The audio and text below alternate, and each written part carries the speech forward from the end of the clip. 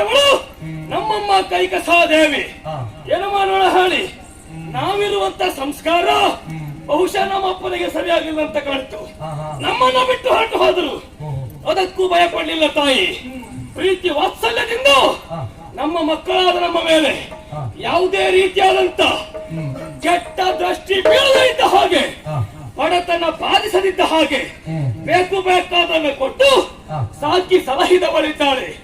ಹೀಗೆ ಕಾಂತಾರದಲ್ಲಿರುವಾಗ ಯಾಕಮ್ಮ ಕಾಡಿನಲ್ಲಿ ನಮ್ಮ ವಾಸ ಎನ್ನುವ ಹಾಗೆ ಕೇಳಿದೆ.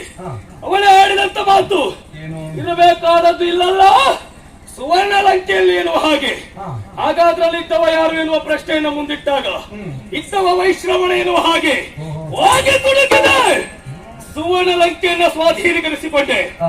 ಈಗ ಲಂಕಾಧೀಶ ಎನ್ನುವ ಹಾಗೆ ಹೇಳಿಸಿಕೊಂಡೆ. ಯಾವ ಕೆಲಸ ಮಾಡುವುದಿದ್ದರೂ ಅಮ್ಮ ಕೈಕಸಾದೇವಿಯವರ ಪ್ರೀತಿಯ ಆಶೀರ್ವಾದವನ್ನು ಪಡೆದು ಕಾರ್ಯೋನ್ಮುಖನಾಗುವ ಈ ದಶಕಂಠ ಇವತ್ತು ಹಾಗೆ ಹೆತ್ತಪ್ಪೆಯನ್ನು ಕಾಣಬೇಕು. ನಡೀತಾರೆ ನೋಡುವ.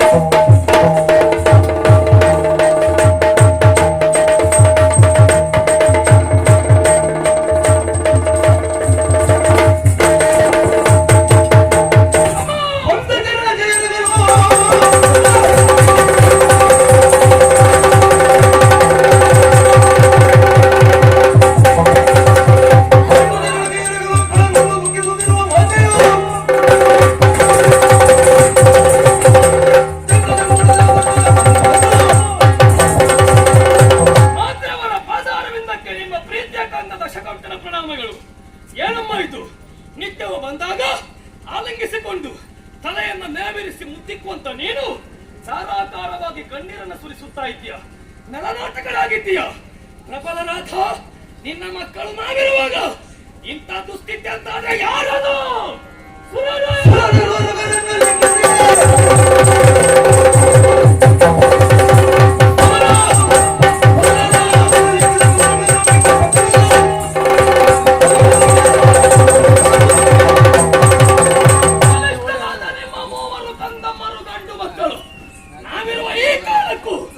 ನಿಮ್ಮ ಕಣ್ಣಿನಲ್ಲಿ ಕಣ್ಣೀರನ್ನ ತರಿಸುವ ದೂರ್ತಾರೆ ಯಾರು?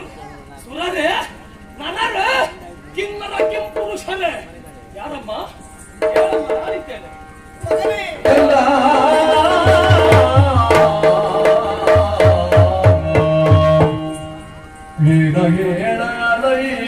ಮುದ್ದು ಕಂದ ಗಂಧ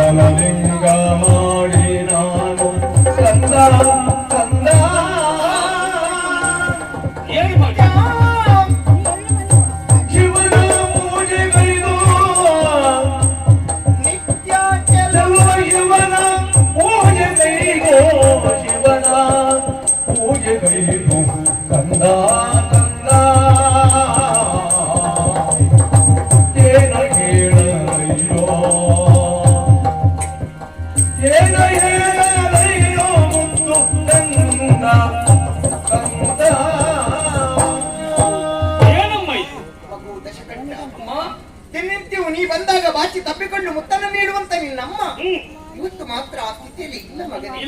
ನನ್ನ ಈ ದುಃಖಕ್ಕೆ ಸಂಕಟಕ್ಕೆ ಕಾರಣ ಏನು ಅಂತ ಹೇಳು. ಅರ್ಥ ಆಗ್ತಾ ಇಲ್ಲ. ದಿನನಿತ್ಯವೂ ದಾನವರ ಏಳಿಗೆಗಾಗಿ ನಾ ಕೈಗೊಂಡಿರುವ ಸೇವೆ, ಆ ಪರಶಿವನ ಪೂಜೆ ಮಾಡುವುದು, ಅದು ಹೇಗೆ?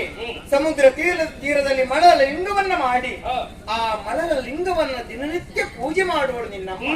ಇವತ್ತು ಕೂಡ ಮಳಲ ಲಿಂಗವನ್ನ ಮಾಡಿದೆ ಮಗನೇ. ಆದ್ರೆ ಮರ್ಯಾದೆಯ ಪ್ರಶ್ನೆ ಆಯ್ತು. ಎಲ್ಲವರ ಮುಂದೆ ತಲೆ ತಗ್ಗಿಸುವಂತ ಸ್ಥಿತಿಯೊಂದು ಎದುರಾಯಿತು ಮಗನೇ. ಮಳಲ ಲಿಂಗ ಮಾಡಿದೆ, ಆದ್ರೆ ಪೂಜೆ ಮಾಡುವ ಯೋಗವೇ ಇಲ್ಲದಂತಾಯ್ತು ಮಗ. ಏನಾಯ್ತಮ್ಮ? ಮಳಲ ಲಿಂಗ ತಂದ ತಂದ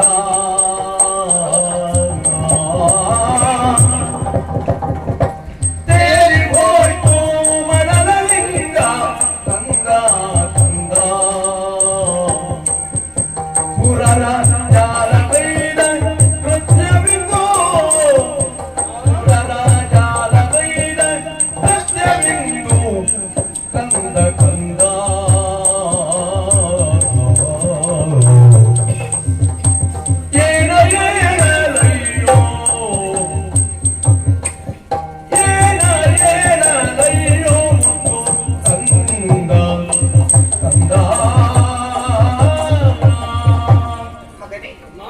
ದಿನನಿತ್ಯವು ಶುದ್ಧ ಮನಸ್ಸಿನಿಂದ ನಿಷ್ಠೆಯಿಂದ ಮಳಲ ಲಿಂಗವನ್ನ ಮಾಡಿ ಪೂಜೆ ಮಾಡೋಳು ನಿನ್ನಮ್ಮ.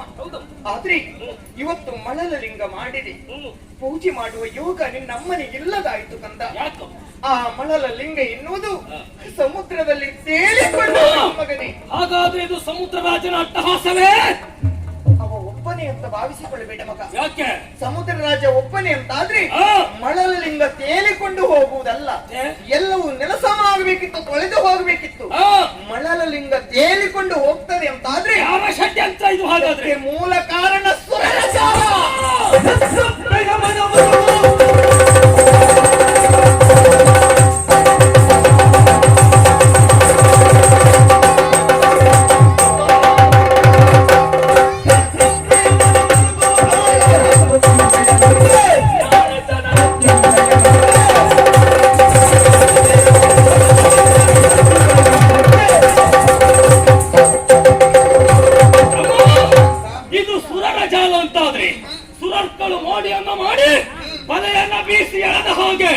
ನೀ ಪೂಜೆ ಮಾಡುವ ಲಿಂಗವನ್ನು ಎಳೆದಿದ್ದಾರೆ ಅಂತಾದ್ರೆ ಆ ಸುರಕ್ಕಳಿಗೆ ತಕ್ಕ ಮೊತ್ತ ಮರಿತೇನೆ.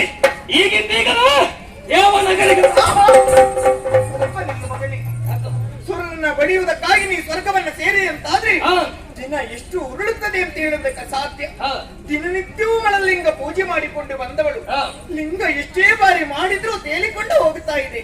ಲಿಂಗವಿಲ್ಲದೆ ಪೂಜೆ ಇಲ್ಲ, ಪೂಜೆ ಇಲ್ಲದೆ ನಿನ್ನಮ್ಮ ಬದುಕೋದಿಲ್ಲ ಮಗನೇ.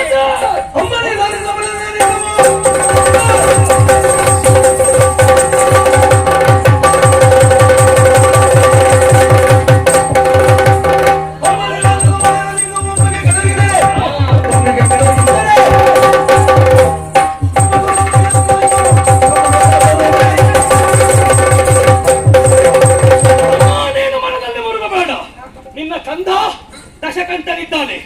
ಇವತ್ತಿನ ಇಲ್ಲಿಯವರೆಗೆ ನೀನು ಮಳಲ ಲಿಂಗವನ್ನು ಮಾಡಿ ಪೂಜೆ ಮಾಡಿದವಳು. ಇವತ್ತಿನಿಂದ ಮಳಲ ಲಿಂಗದ ಪೂಜೆಯೇ ಬೇಡ, ಬಿಡು.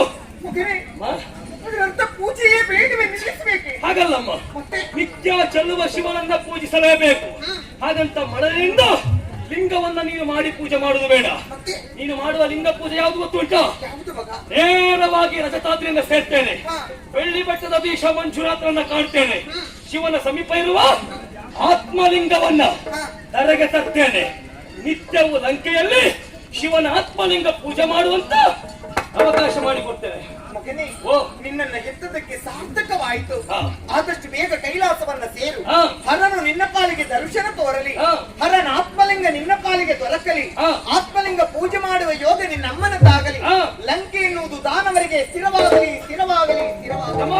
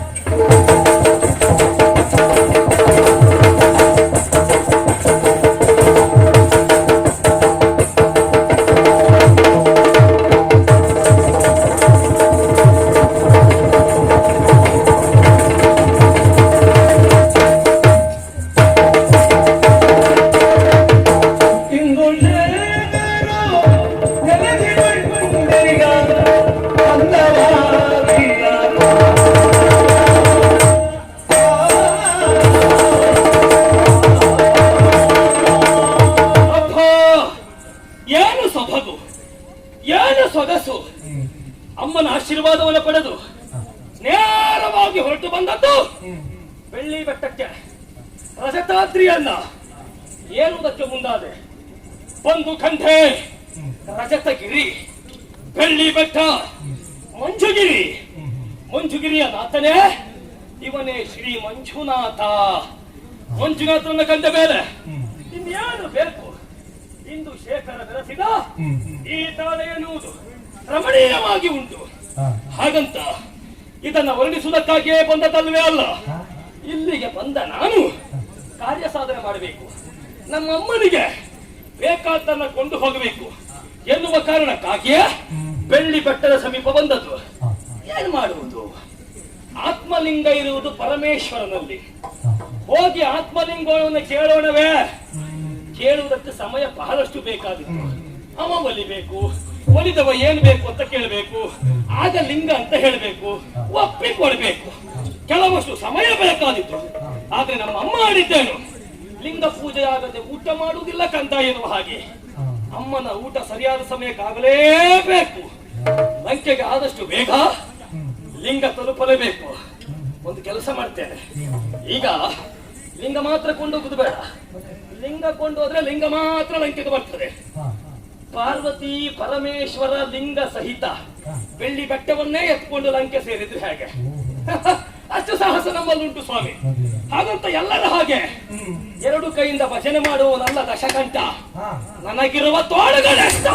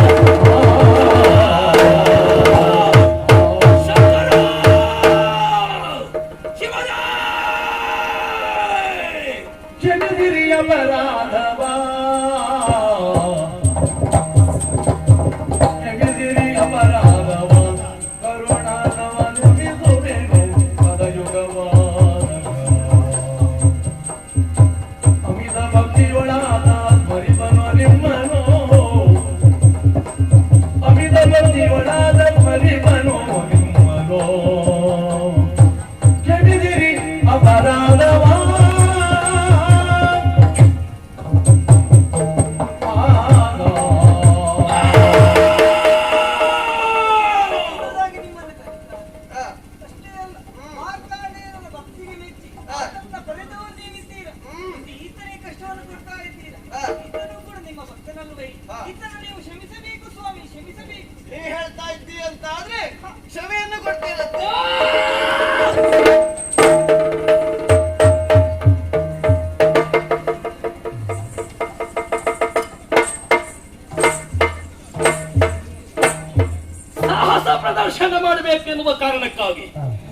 20 ತೋಳುಗಳನ್ನು ಬೆಳ್ಳಿ ಬೆಟ್ಟದ ಪುಟಕ್ಕೆ ಹಾಕಿ ಎತ್ತಿಕೊಂಡು ಹೋಗುವ ಪ್ರಯತ್ನ ಮಾಡಿದೆ.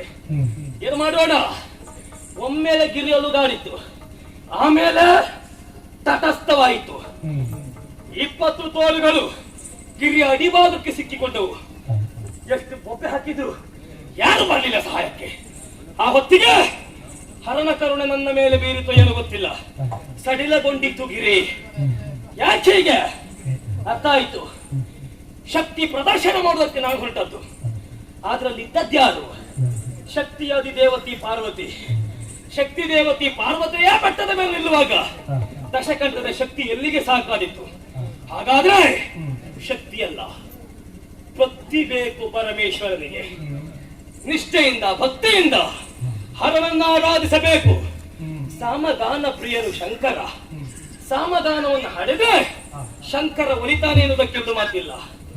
ಸಾಮಗಾನ ಹಾಡಬೇಕು ಅಂತ ಆದ್ರೂ ನಮಗೂ ವೀಣೆ ಬೇಕು. ವೀಣೆ ಎಂದಿದ್ರೆ ಸ್ವರ್ಗ ಬರುವುದಿಲ್ಲ.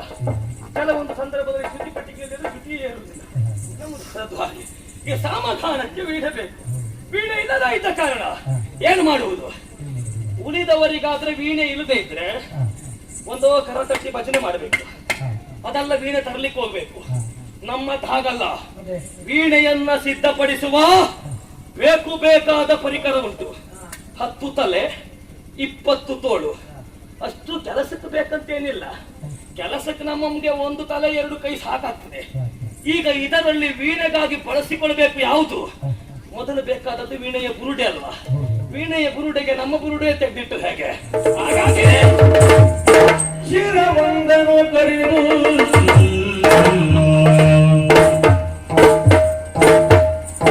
ಶಿರ ಕಡಿದೆ. ಒಂದು ಶಿರ ಇದೆ, ಶಿರ ಇಟ್ಟಲ್ಲಿಗಾಗುದಿಲ್ಲ. ಶಿರ ಬೇಕು. ಶಿರಕ್ಕೆ ಸರಿಯಾದ ವ್ಯವಸ್ಥೆ ಆಗಬೇಕು ಅಂತಾದ್ರೆ ಶಿರಕ್ಕೊಂದು ಕೈ ಹಾಕ್ಬೇಕು. ಹಾಗಾದ್ರೆ ಅದಕ್ಕೆ ಅದರಳು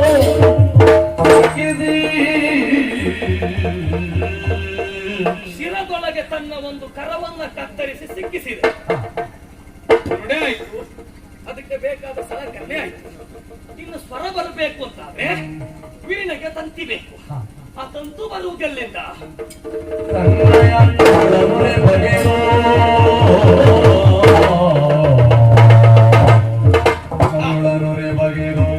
ಹಾಗೆ ಗರಡನ್ನ ಬಗೆದೆ ಈ ತುದಿಯಿಂದ ಈ ತುದಿಗೆ ಬಂಧಿಸಿದೆ. ನಾರಿಯಂದೀಗೈದು ಬುದ್ಧಿಯೊಳು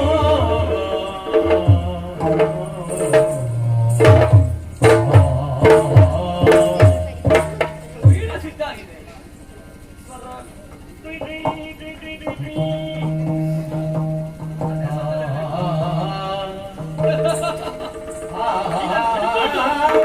ಸಾಮಗಾನ ಹಾಡಬೇಕು.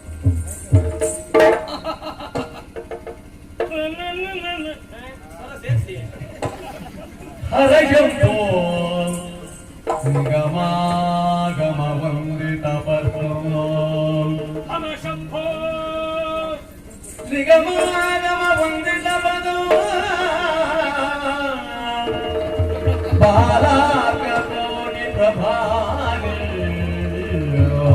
ಓ ಶಂಕರ ಬಾಲಾಕೋಟಿ ಪ್ರಭಾರಿ ಸ್ವರಜಿತ ಪುರಗರಂ ಶಿವೋ ಗಂಗಾಧರ ಗಂಗಾಧರ ಸ್ವರಜಿತ ಪುರಗರ ಶಿವೋ ಗಂಗಾಧರ ಶಂಕರ ಓ ಶಂಕರ ಹರಗೆ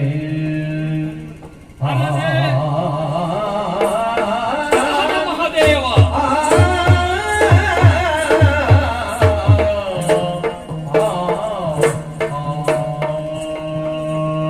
ವೀಣೆಯಿಂದ ಇಷ್ಟು ಸ್ತುತಿ ಮಾಡಿ ಆಗಿದೆ. ಈ ವೀಣೆಯಿಂದ ಅವನ ಪದಕಮಲ್ಲಿ ಇಡೋಣ. ಸಮಾಧಾನ, ನಟಶೇಖರ, ನಾಟ್ಯ ಭಯಂಕರ, ನಟರಾಧ ಇವ ಒಲಿಬೇಕು ಅಂತಾದ್ರೆ ಸ್ವಲ್ಪ ಚುರುಕಲ್ಲಿ ಒಂದು ನಾಟ್ಯ ಮಾಡಿ. ನಿರದೇವನೇ ಶಂಕರ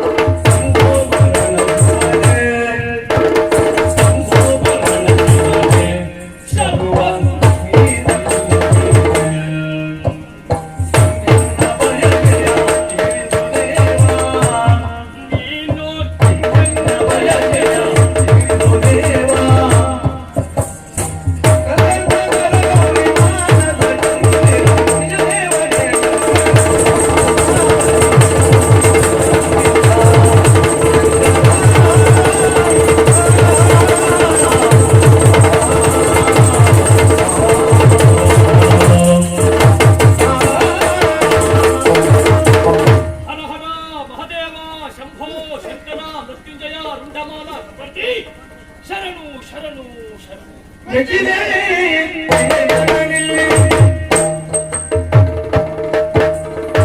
ಮೆಚ್ಚಿದೆ